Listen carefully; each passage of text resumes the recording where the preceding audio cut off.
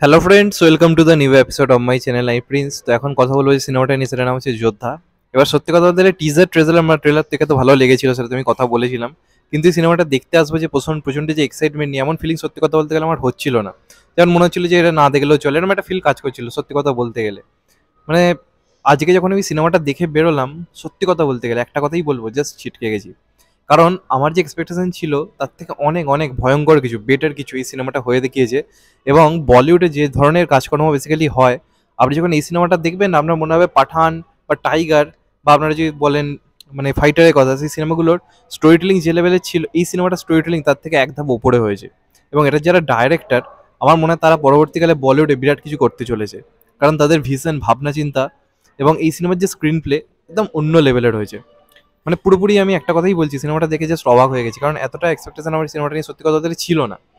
কিন্তু যখন দেখলাম, জাস্ট অবাক হয়ে পুরো সিনেমাটা দেখে গেছি। এবং বহুদিন পর কোনো সিনেমা দেখার সময় আমি মানে একটানা দেখেছি, কোনো টাইম বোর ফিল করিনি। যাই হোক, আমি যদি একটুখানি আগে স্টোরিটা নিয়ে কথা বলি, তাহলে বেসিক্যালি হচ্ছে এটার একটা ব্যাক স্টোরি রয়েছে। সিদ্ধার্থ মালহোত্রার যে চরিত্রটা, তার একটা আর কি মানে একসময় তারা হচ্ছে যোদ্ধা ছিল, তারা দেশের হয়ে লড়াই করে সব কিছুই করতে। এবার একটা স্টোরি রয়েছে, যে স্টোরিটার ক্ষেত্রে, এই চরিত্রটার ক্ষেত্রে একটা কিছু খারাপ কিছু ঘটে, মানে চরিত্রের সঙ্গে যে জিনিসটা ঘটে সেটা ঠিক নয়। যেমনটা আমরা ফাইটারও দেখেছিলাম, যে চরিত্র কিছু একটা করতে গিয়ে এসে আর কি ভুল হয়ে যায়, মানে তাকে সবাই ভুল হিসেবে চিহ্নিত করে যে না, ওটা হয়নি। তো সেই সমস্ত কারণে ওর মধ্যে একটা ক্ষোভ জন্মায়, একটা রাগ জন্মায়। এবার সেখান থেকে গল্পটা নিয়ে আসা হয় প্রেজেন্ট টাইমে, যেখানে দেখানো হচ্ছে একটা প্লেন হাইজ্যাক হয়েছে। এবার সেটাকে এমনভাবে প্রেজেন্ট করা হচ্ছে দর্শকের সামনে যেন ও প্লেন হাইজ্যাকটা করেছে। কিন্তু ও কি প্লেন হাইজ্যাক করেছে, নাকি ওকে দিয়ে কোনো কারণে করানো হচ্ছে, নাকি আসল জিনিসটা কি, সেটা দেখার জন্য আপনাদেরকে সিনেমাটা দেখতে হবে। মানে এই চরিত্রটাকে আপনাদেরকে এমনভাবে প্রেজেন্ট করা হবে যে আপনারা ভাববেন যে এই চরিত্রটা খারাপ। আবার অপরদিকে এই চরিত্রটা কিন্তু নিজেকে ভালো করার আপ্রাণ চেষ্টা করে যাচ্ছে দর্শকের সামনে। তো আলটিমেটলি সে ভালো না খারাপ, তো সেটা নিয়ে কিন্তু বেসিক্যালি গল্প। আর সে কিভাবে তার যে যোদ্ধা টাস্ক ফোর্স, যেটাকে আর কি অপসারণ করে দেওয়া হয়েছিল একটা কারণের জন্য, সে কিভাবে সেই লড়াইটা জারি রাখতে পারবে, সে কিভাবে সেটাকে ফিরিয়ে আনতে পারবে, এটা নিয়ে বেসিক্যালি হচ্ছে স্টোরি। তো ইন্ডিয়া পাকিস্তান নিয়ে সিনেমাতে এটাকে বহুবার হয়েছে, এবং সেটা একটা জায়গায় গিয়ে একঘেয়ের পর্যায়ে পড়ে যাচ্ছিল। এটার ক্ষেত্রে যেহেতু সেই জিনিসটা ছিল আমার মধ্যে, প্রথমে এটা বললাম যে দেখার যে খুব ইচ্ছে ছিল তা নয়, মনে হচ্ছিল সেই একই স্টোরি টেলিং হবে, সেই একই জিনিস আমরা দেখতে পাবো। কিন্তু এইখানে স্টোরি টেলিং যে লেভেলের করা হয়েছে, পরতে পরতে টুইস্ট, যেমনটা হলিউড সিনেমায় হয়ে থাকে। মানে ইন্ডিয়ান সিনেমাতে, আমি বলিউডের কথা যদি বলি, এরকম ফিল্ম মেকিং খুব একটা হয়নি। সাউথ লেভেলের ফিল্ম মেকিং হয়েছে। সাউথের যখন সিনেমাগুলো আছে, আপনারা একটা ভরসা করে দেখবেন, দেখতে যান যে হ্যাঁ, এটা ইন্ডিয়া পাকিস্তান কিছু হলেও স্টোরিতে দম রয়েছে, স্টোরি টেলিং এ দম রয়েছে, স্ক্রিন প্লেতে দম রয়েছে। তো এটার ক্ষেত্রে কিন্তু সেই জিনিসটা প্রপারলি হয়েছে। এবং সিদ্ধার্থ মালহোত্রা কি পারফরমেন্স দিয়েছে, তার কেরিয়ারের one of the best performance. তার যে মাসি অ্যাপিল, তার হাঁটা চলা, কথাবার্তা এবং যোদ্ধা হিসেবে তার যে অ্যাপিলটা দেখার মতো হয়েছে। এবং সত্যি কথা বলতে গেলে আমার তো মনে হয় বলিউড প্রপারলি একজন অ্যাকশন হিরো পেয়েছে। সিদ্ধার্থ মালহোত্রা বহুদিন ধরেই ট্যালেন্ট ছিল, শেরশার সময় আমরা দেখেই বলেছিলাম। তারপর তাকে সেইভাবে ইউজ করা হয়নি। এখানে তাকে যেভাবে প্রেজেন্ট করা হয়েছে এবং তার যে অ্যাপিল, সে বুঝিয়ে দিচ্ছে সে বহু কিছু করতে এসছে। আমার মনে হয় এটাই সেরা টাইম সিদ্ধার্থ মালহোত্রাকে কাজে লাগানোর। এবং আমি জানি না এই সিনেমাটা বিরাট বিজনেস করবে কিনা, কারণ প্রথম দিনের বক্স অফিস কিন্তু খুব একটা আহামরি হবে বলে মনে হয় না। কিন্তু এটা যে লেভেলের কাজ হয়েছে, যদি আজকে পাঠান 500 কোটি কামায়, বা ফাইটার যদি আজকে 200 কোটি কমাতে পারে, তাহলে এটা কিন্তু 250 বা 300 কোটি কালেকশন কিন্তু হওয়া উচিত। এটা যে লেভেলের কাজ হয়েছে, প্রত্যেকের পারফরমেন্স খুব ভালো হয়েছে, প্রত্যেকটা চরিত্রের এখানে গুরুত্ব রয়েছে। আপনি কোনো চরিত্র কিন্তু বাদ দিতে পারবেন না, কোনো চরিত্রকে আপনি বাদ দিতে পারবেন না। এবং এখানে যে মানে ইন্ডিয়া পাকিস্তানের যে জিনিসটা, সেটাকে যেভাবে প্রেজেন্ট করা হয়েছে, দেখুন এখানে কারা কারা হাইজ্যাক করছে, কে হাইজ্যাক করছে, সেটা কিন্তু সিনেমা শুরু থেকে আপনাকে বুঝতেই দেবে না। অন্য সিনেমায় কি হয়, কারা হাইজ্যাক করছে আপনারা জেনে যান, তারপর তাদের সঙ্গে উৎখাতের লড়াই, এই হচ্ছে বেসিক্যালি মানে প্যাটার্নটা থাকে। কিন্তু এটার ক্ষেত্রে আপনার পুরো সিনেমার প্রায় ইন্টারভেল বা তার পর অব্দি নানান টাইম মনে হতে থাকবে সিদ্ধার্থ মালহোত্রাই হাইজ্যাকটা করছে। কিন্তু আসলে কারা করছে, কে কারা এর পেছনে রয়েছে, কে এই জিনিসটা করছে, সেটা আপনি সিনেমাটা চলতে চলতে সারাক্ষণ শুধু দেখতে থাকবেন যে এই শালা এই টুইস্টটা রয়েছে, এ করছে। তো এইরকম ধরনের কিন্তু স্টোরি টেলিং হয়েছে, যেটা বলিউড সিনেমা খুব একটা কিছু হয় না।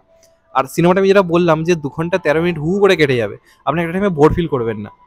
এবার আসি অ্যাকশনের কথা। অ্যাকশন তুফান হয়েছে, মানে মানে চূড়ান্ত লেভেলের অ্যাকশন হয়েছে।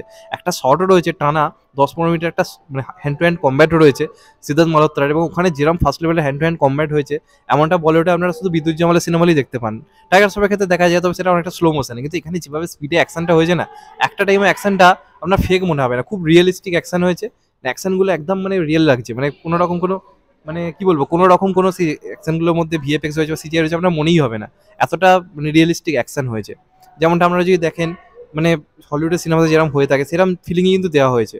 এবং তার সঙ্গে সঙ্গে প্রত্যেকের যেরকম বললাম কি পারফরমেন্স, একজন এক একজনকে ছাপিয়ে যাচ্ছে। এবং রাশি খান্নার যেটুকু পার্ট রয়েছে সেটুকু সে ভালো করেছে, এছাড়া বাদ বাকি যারা সাইড অ্যাক্টার, প্রত্যেকে কিন্তু কাজ ভালো। আর ওই যে হাইজ্যাকটা হচ্ছে, হাইজ্যাকের যে মোমেন্টটা ক্রিয়েট করা হয়েছে, সেটাও কিন্তু বেশ ভালো রকমভাবে ক্রিয়েট করা হয়েছে। মানে যেটা আমি আপনাদেরকে বললাম যে কে করছে, কি কি জন্য করছে, কোনো মোটিভ কিন্তু আপনার মাথায় ঢুকবে না, আপনাকে শুধু সিনেমাটা দেখতে থাকতে হবে। স্টোরি গল্পটা হতে হতে আপনাকে বোঝাবে যে এই কারণে হচ্ছে, ওই হচ্ছে, এই হচ্ছে। যে কারণে কি হবে, সিনেমাটা লাস্ট অব্দি আপনি দেখে যাবেন। তো এই জিনিসগুলো খুব ভালো হয়েছে। আর অন্যান্য সিনেমার মতো কি হয়েছে যে নায়ক নায়িকার প্রেম, ওইগুলো যে সময়টা যে নষ্ট করা হয়, যেটা ফাইটারের ক্ষেত্রে দেখেছি যে নায়িকার বাড়ির প্রবলেম বা বিভিন্ন প্রবলেম, নায়ক নায়িকার মধ্যে প্রেম বিরতি, এইগুলো করে সিনেমার প্রায় 90% নষ্ট করে দেয়। এই সিনেমাটার ক্ষেত্রে কিন্তু ওইসব দিকে জোরই দেয়নি। সিনেমার শুরুতে একটা গান হয়, জিনিসটাকে মিটিয়ে দেয়, তারপর এদের মধ্যে হালকা হালকা কথাবার্তা, এই সমস্ত কিছুই রয়েছে, যে কারণে কি হয়, ওই যে বোরিংনেসটা সিনেমাটার মধ্যে একদম নেই। দিশা পাটানি কিন্তু দারুণ কাজ করেছে, দিশা পাটানির চরিত্রটা খুব ইন্টারেস্টিং। ওটার ক্ষেত্রে কিন্তু একটা বড় টুইস্ট রয়েছে, সেটা আমি আর যে স্পয়েল করতে চাই না, সেটা একটা বড় টুইস্ট কিন্তু রয়েছে। তো অনবদ্য কাজ হয়েছে। নেগেটিভ পয়েন্ট যদি আমায় কিছু বলতে বলা হয়, তাহলে কিছু কিছু টুইস্ট রয়েছে যেগুলো অনেকটা, যে বলবো যে খুব যে মানে দেখে একদম ছিটকে যাওয়ার মতো, সেটা আমার মনে হয়নি। সেই টুইস্টগুলো আই থিঙ্ক না থাকলে যেভাবে গল্প হয়েছিল তাতে কোনো প্রবলেম হতো না। ওইটুকু টুইস্ট যদি আমরা বাদ দিই, ঠিক আছে, বাদ বাকি পুরো সিনেমাটার মধ্যে কোনো প্রবলেম নেই।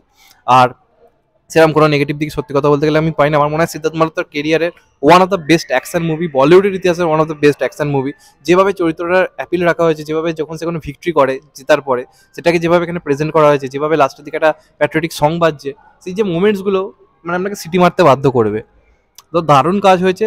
গল্পের মধ্যে এরকম টুইস্ট রেখে এরকম হাইজ্যাকিং মুভি বলিউডে আমার তো মনে হয় খুব কম হয়েছে। তো এটা খুব ভালো মানের একটা সিনেমা হয়েছে, সত্যি কথা বলতে গেলে এক্সপেকটেশনের বাইরে গিয়ে দারুণ একটা কিছু করেছে। নতুনত্ব একটা মেকিং তারা এনেছে, যেটা খুব দরকার ছিল ইন্ডিয়ান সিনেমার ইতিহাস, মানে বলিউড সিনেমার দিক দিয়ে।